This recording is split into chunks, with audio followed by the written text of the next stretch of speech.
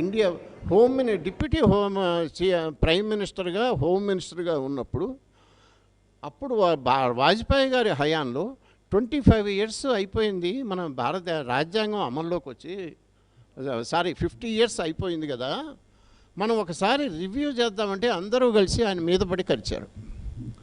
అంటే అసలు రాజ్యాంగం ముట్టుకోవటం ఏంటి, రాజ్యాంగం మాట్లాడటం ఏంటి, రాజ్యాంగం గురించి అర్జెంట్ ఇదేంటి చూసి మీరేమో మనుధర్మాన్ని తెచ్చేస్తారా అని అందరూ కలిసి మీద పడి కరిస్తే ఆయన మాట్లాడాడు. చప్పుడు కాకుండా తోక ముడిచాడు. బీజేపీ వాళ్ళు చెంపలు ఎట్లా వేసుకున్నారంటే, వాళ్ళు ఎంత గట్టిగా బీజేపీ వాళ్ళు వేసుకున్నారంటే 25 years దాటిపోయి అయిన తర్వాత వాజ్పేయి పోయి నరేంద్ర మోడీ వచ్చిన 50 + 25 75 years అయినా ఈ రాజ్యాంగాన్ని రివ్యూ చేద్దాము, ఒక్కసారి చూద్దాము ఏమైంది, మన అనుభవం ఏంటి, ఏమన్నా మార్చాలా చెయ్యాలా అని ఆలోచన ఒక్కడికి రాల, మీడియాకి రాల, ఒక్క మేధావికి రాల. చిరతలు పట్టుకొని ఆ రాజ్యాంగానికి డప్పు కొట్టడం మొదలుపెట్టారు.